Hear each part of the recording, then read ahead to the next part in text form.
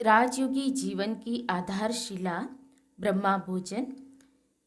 तो इस किताब में आदरणीय राजयोगिनी दादी जानकी जी ने कहा है, भावना से भोग लगाते हैं तो शिव बाबा स्वीकार करता है। एक दिन हम कोलकाता में थी, वहाँ अन्य कोई बहन नहीं थी। मुझे कहा गया तुम भोग लगाओ। बाबा ने कहा तुम सिर्फ भोग लगाने बैठ जाना, भावना से प्यार से बाबा को भोग लगाना, बाबा स्वीकार करेगा।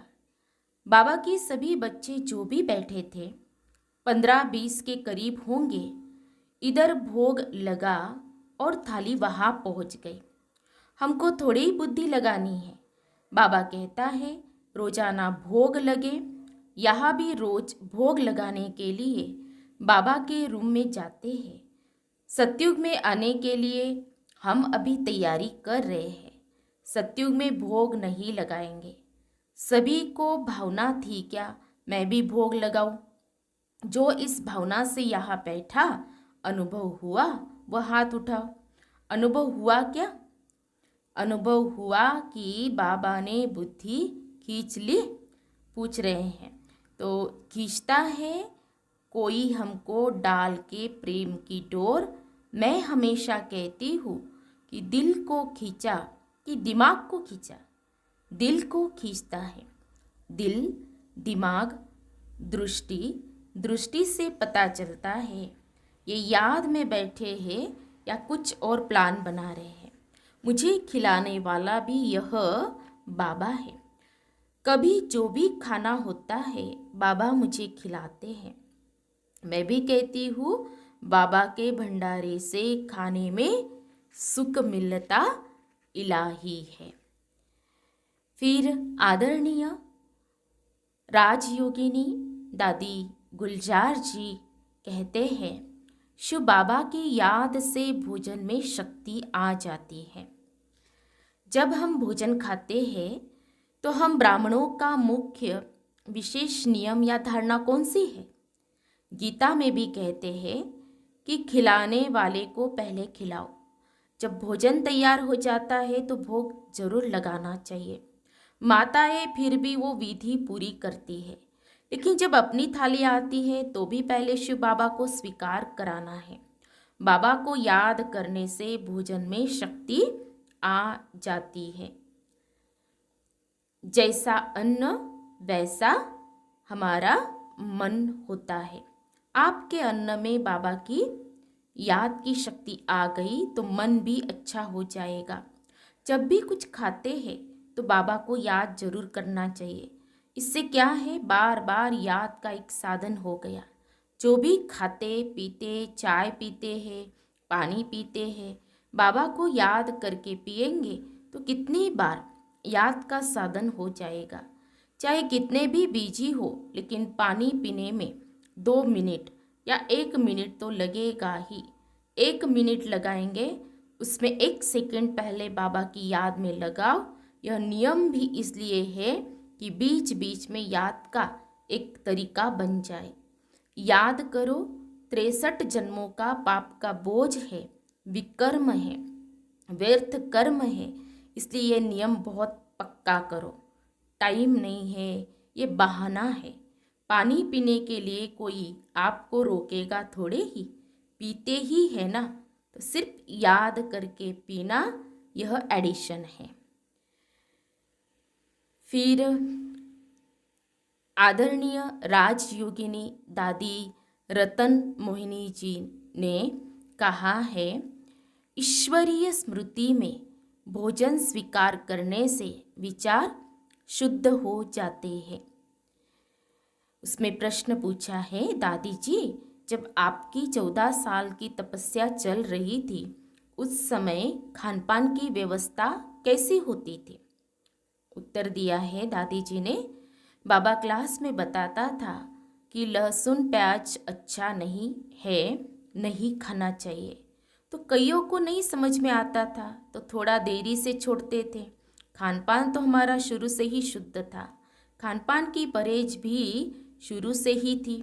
बाजार की बनी चीज़ें नहीं खानी है, ये शुरू से रहा। सत्संग में बैठते थे तब भी हमारा भोजन शुद्ध था। भोग बनाने और लगाने की आदत उस समय नहीं थी, थोड़ी देर से शुरू हुई। संगठन में खाते थे तो पहले भोग लगता था।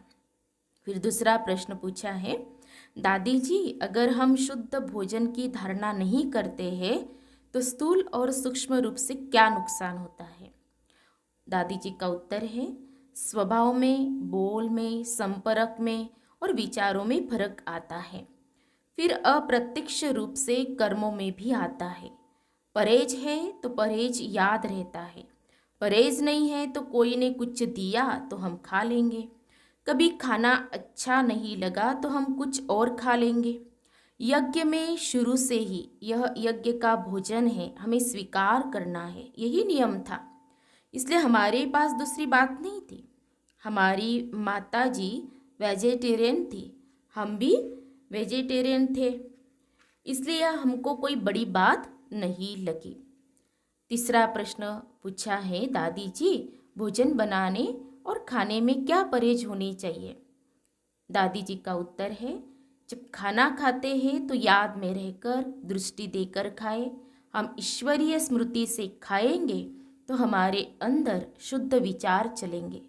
अगर हम ऐसे ही बना हुआ खाएंगे, बनाने वाले का क्या विचार चल रहा था हमें क्या पता, तो इससे हमारे विचारों पर उसका असर आ सकता है। इसलिए हम परहेज रखते हैं। चौथा प्रश्न, दादी जी बाबा को हम भोग लगाते हैं, उस समय किस प्रकार की वृत्ति रखें?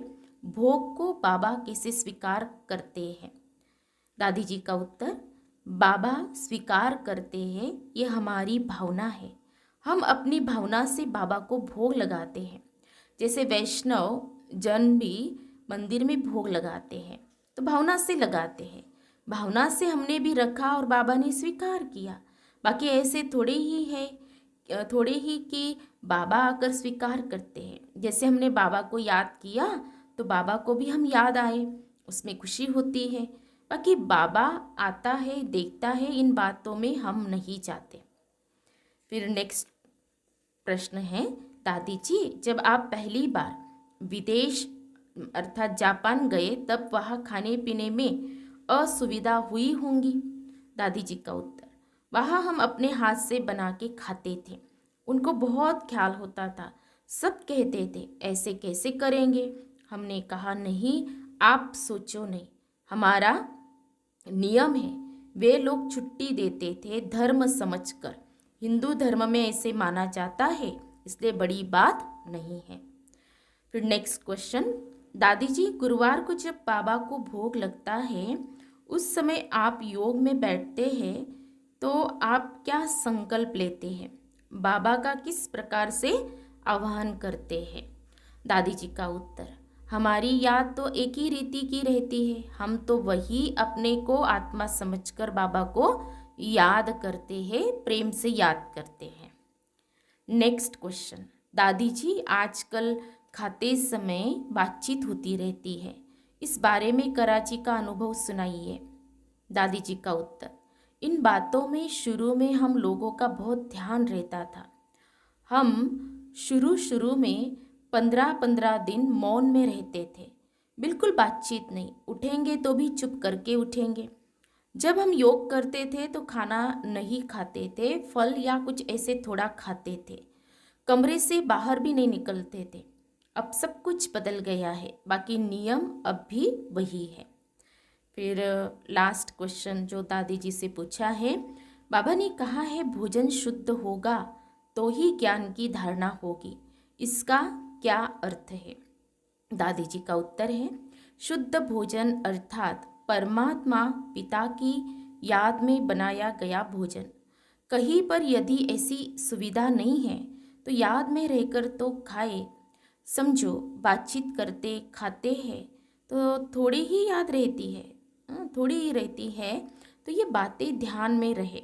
शुरू में यज्ञ में हम भोजन करते, बात कभी भी नहीं करते थे।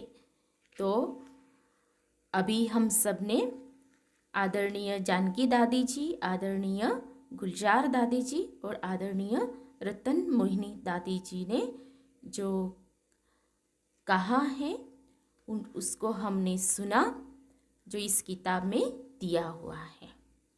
अच्छा, ओम शांति, ओम शांति, ओम शांति।